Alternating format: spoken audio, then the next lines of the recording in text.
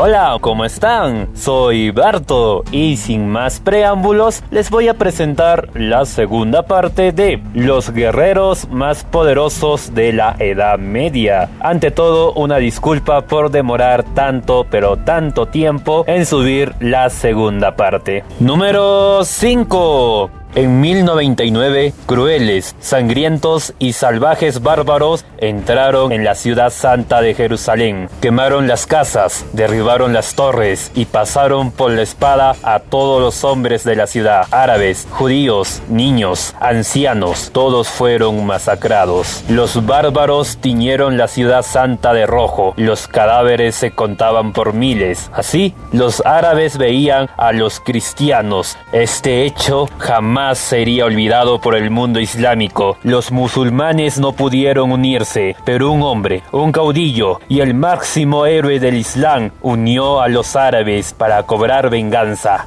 Salahadín, también llamado Saladino, fue un soldado con un genio militar tremendo. Su audacia lo llevó a convertirse en el señor del Cairo. Destinado a la grandeza, Saladino comenzó una campaña militar para convertirse en el sultán de Oriente, uniendo las tierras y fortalezas de Damasco, Egipto, pero en Alepo tuvo que enfrentarse a Al-Salim, quien contrató a los famosos assassins o asesinos para acabar con el valiente guerrero. Saladino pudo librarse del ataque y luchó contra las fuerzas de Alepo y Mosul. Superado en número, con una derrota a la vista, Saladino pudo recuperarse y venció, proclamándose sultán de Egipto y Siria. Al fin, el mundo árabe tenía una esperanza para recuperar sus tierras. Tras haber pactado la paz con los cristianos, Reinaldo de Chatillon, un avaricioso y sanguinario guerrero franco, comenzó a asesinar caravanas de inocentes sarracenos. Saladino prometió asesinar a Reinaldo con sus propias manos. Tras ser criticado por el califa de Bagdad, Saladino inició la Guerra Santa. Reinaldo, codicioso, atacó una caravana árabe, en donde, según la leyenda, una historia que no está confirmada, en esta misma caravana iba la mismísima hermana de Saladino. Ese ataque cobarde sería el inicio de la yihad. Los cristianos y los árabes se enfrentaron en los cuernos de Jaitín. Los cristianos estaban muy confiados porque llevaban con ellos la Vera Cruz, una reliquia sagrada que perteneció a la mismísima cruz de Cristo. La batalla no fue una batalla, fue una carnicería. Privados del agua, los cristianos fueron derrotados. Los caballeros templarios fueron ejecutados. Cuando el rey de Jerusalén, Guido, esperaba ser ajusticiado, Saladino mostró la hospitalidad árabe, perdonándolo y tratando bien a otros prisioneros. Pero no perdonó a Reinaldo de Chatillon. El cruzado fue degollado por el mismísimo Saladino. Jerusalén, Acre y toda Tierra Santa había sido recuperada, y a comparación de los cristianos, Saladino y los árabes no masacraron a los habitantes de Jerusalén. Sin embargo, la yihad de Saladino estaba lejos de terminar.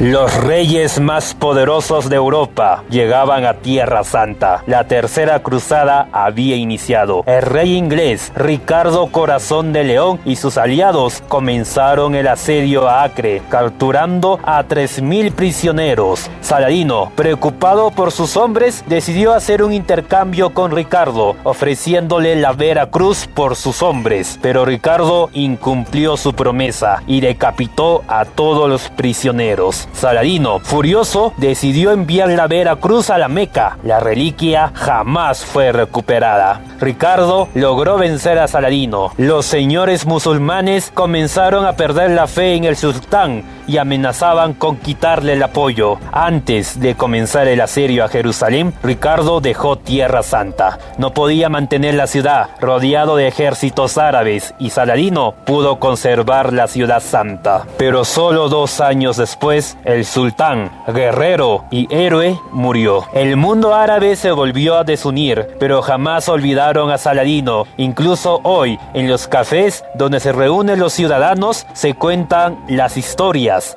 las hazañas y las proezas de Saladino, Salahadín.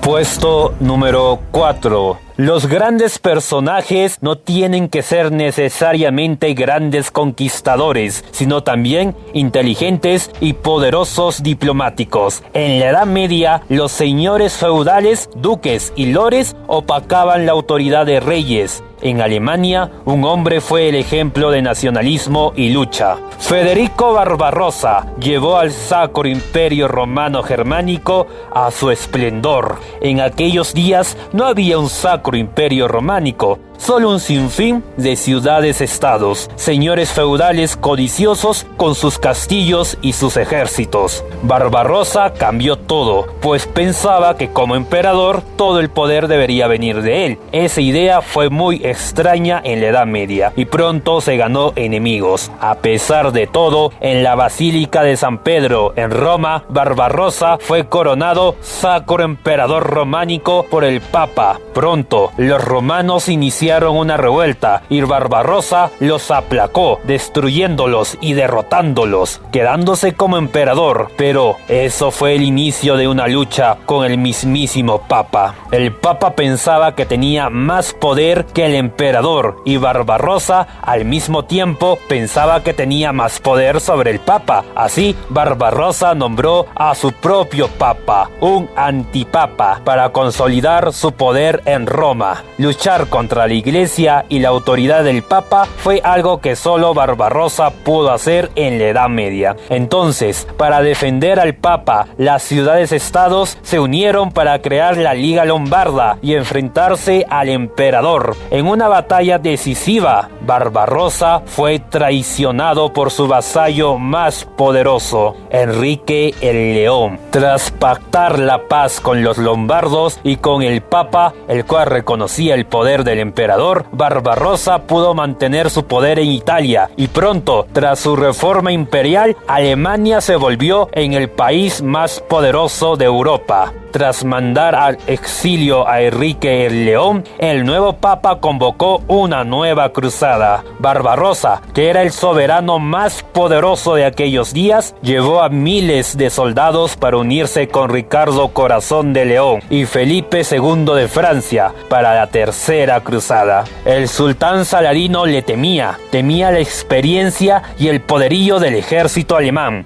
Tras ganar algunas batallas contra los musulmanes y antes de pisar Tierra Santa, Barbarossa decidió darse un baño. El emperador pudo vencer a sus enemigos, pero no pudo vencer a la muerte. Federico Barbarossa murió ahogado y nunca llegó a la tercera cruzada. En Alemania, Barbarossa es sinónimo de nacionalismo, de heroísmo. Incluso Hitler nombró la invasión a la Unión Soviética Operación Barbarossa, en honor al emperador. Número 3. En esta posición tenemos a un general despreciado por la historia, cuyas hazañas no son narradas ni enseñadas. El Imperio Romano de Oriente, también conocido como Bizancio o Imperio Bizantino, duró 1000 años y fue una de las naciones más poderosas de Europa, alcanzando su esplendor en el reinado del emperador Justiniano I. Pero no es él de quien vamos a hablar, sino uno de sus generales, el general bizantino Belisario, que es poco conocido, pero sus hazañas se pueden comparar con el mismísimo Julio César o Alejandro Magno. Belisario fue enviado a la batalla contra los persas, derrotándolos en Daraa, obligando a los persas a firmar la paz con los bizantinos. El general Belisario era totalmente leal y fiel a su emperador, protegiéndolo de la revuelta de Nica, asesinando por él a más de 30.000 personas. Así, tiempo después, se inició la guerra contra los reinos bárbaros, donde Belisario buscó conquistar las tierras del ya desaparecido Imperio Romano de Occidente. Luchó contra los vándalos en África, conquistando Cartago y volviéndola provincia romana. como en la época clásica. Gracias a su ingenio militar fue enviado a Italia, donde los ostrogodos gobernaban con mano de hierro. Logró conquistar Roma en una batalla donde demostró valentía y gran destreza. Los bárbaros, a ver su derrota, le ofrecieron al general Belisario coronarlo emperador romano de Occidente, pero Belisario era leal a su emperador y fingió acertar para entrar a la capital, Ravenna, donde en vez de coronarse emperador, capturó al rey ostrogodo Vitiges y proclamó Italia para su emperador. Pero Justiniano, su emperador, dejó de confiar en él. Temía la fama y las influencias que estaba ganando el general Belisario y le negó recursos y suministros durante la guerra. Temeroso del creciente poder de su general, lo echó del ejército. Sin embargo, muchos años después, los búlgaros invadieron el imperio. Ningún general fue capaz de contener este ataque bárbaro y Justiniano llamó a Belisario, quien volvía a comandar al ejército y defendió su capital, Constantinopla, de los búlgaros, derrotándolos y echándolos de su tierra. Tras sus conquistas y defender su nación, el general Belisario fue encerrado por su propio emperador. Tiempo después fue liberado, pero muchos afirman que al general le quitaron los ojos y lo obligaron a mendigar. Otros historiadores mencionan que solo fue liberado, pero jamás le reconocieron sus conquistas y logros. Para muchos, el general Belisario es el más grande guerrero y conquistador de la Edad Media. El general Belisario. Número 2. La historia, por lo general, es conducida por héroes, generales y defensores de sus creencias. En esta posición tenemos al más poderoso emperador de la Europa medieval.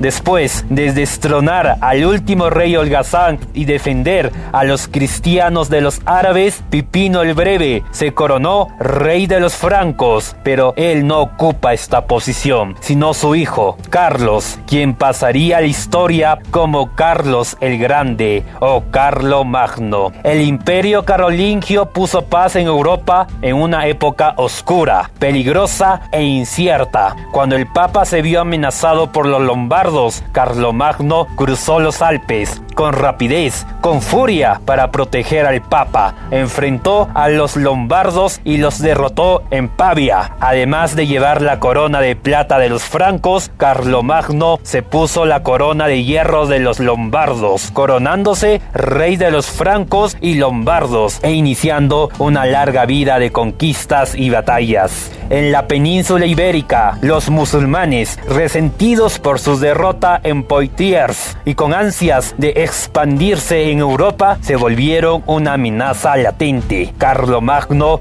fue a su encuentro, deteniéndolos y derrotándolos. Incluso llegó hasta Cataluña, siendo un triunfo para los cristianos y la civilización occidental. En el norte de Alemania, los sajones y teutones, herejes, amenazaban los dominios francos y a la fe misma. Carlomagno inició una campaña para conquistar a los sajones y a los teutones y además convertirlos al cristianismo. La guerra fue larga, ya que duró 30 años, pero al final Carlomagno salió victorioso. Ahora Alemania era cristiana. El imperio carolingio abarcaba casi toda Europa, lo que había sido en antaño el imperio romano de Occidente. El Papa, a ver a Carlomagno como un líder justo y defensor del catolicismo, le impuso la corona de oro, coronándolo Carlos Augustus, emperador romano.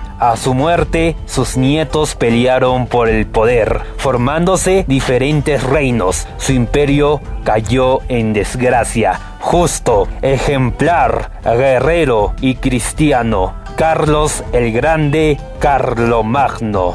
De seguro te estás preguntando qué héroe, rey o soldado se encuentra en la primera posición. El siguiente hombre no nació en un castillo, ni siquiera tuvo tierras propias y su hogar Su tierra era hostil y peligrosa. Se dice que las grandes estepas son grandes desiertos secos, donde no crece nada, no hay árboles, no hay agua y el clima es cambiante y duro. Los nómadas que viven ahí no tienen más que caballos y ovejas. He aquí donde comienza la historia de Temujin, un niño que perdió a su padre, que le robaron lo poco que tenía y tuvo que vivir huyendo de su gente. No tenía nada, solo su arco y su voluntad. ¿Cómo puede un hombre así crear el imperio continuo más grande de la historia de la humanidad? Temujin unió a los clanes mongoles en una guerra que duró décadas y comenzó una campaña para conquistar no un reino ni un país, sino el mundo entero. Lo coronaron el Gran Khan, Genghis Khan. Los mongoles cabalgan a caballo desde los 3 años. Su vida son los equinos y es este animal, el caballo, que los llevará a conquistar varios países. En China, el imperio más poderoso y avanzado del mundo, la gente huye. Las hordas mongolas los han vencido en batalla y ahora asedian las ciudades. Con ingenieros prisioneros, los mongoles crean arietes y armas de asedios. Los chinos son derrotados y los mongoles masacran a todos, mujeres, niños, animales, todos son pasados por la espada. Genghis Khan hace montañas con los cráneos de los pobladores, siembra los campos de sal y usa el terror como su principal arma. La crueldad de los mongoles es épica. Con China conquistada, un emisario mongol es humillado por un soberano persa. Genghis Khan deja China y va a su siguiente conquista. Tras sangrientas batallas, Genghis Khan logra vencer a los persas, quema vivo a los gobernantes, a los hijos del emperador los arroja al río y masacra a todos los civiles de las ciudades. A lo largo de su vida, Genghis Khan violará a miles de mujeres. Actualmente, 1 de cada 200 personas tiene los genes o desciende de Genghis Khan. Tras conquistar Persia, el Gran Khan inicia la conquista de Rusia, pero los Targurs, un reino poderoso y muy cultural, se rebela. Genghis Khan, lleno de ira, va a sofocar esta rebelión, pero el Gran Khan cae de su caballo y muere. Su última voluntad, su último deseo es eliminar a los Targuts, eliminar a cada poblador, incendiar la ciudad y no dejar ni una sola piedra. Así, una civilización entera es borrada de la faz de la tierra. En toda su vida, el Gran Khan será responsable de la muerte de más de 20 millones de personas, igual que Hitler. Pero en la Edad Media había menos población. Mongolia se volverá en el imperio continuo más extenso del planeta. Genghis Khan será venerado como un dios y su leyenda del hombre pobre que se convirtió en el emperador y para muchos en el conquistador más poderoso de la Edad Media, y para otros Genghis Khan es el conquistador más grande de la historia. Esto ha sido la segunda parte de los guerreros más poderosos de la Edad Media. Te pido que te suscribas a este canal, que comentes y sobre todo que lo compartas con tus amigos y amigas. Yo he sido Barto y te digo hasta luego.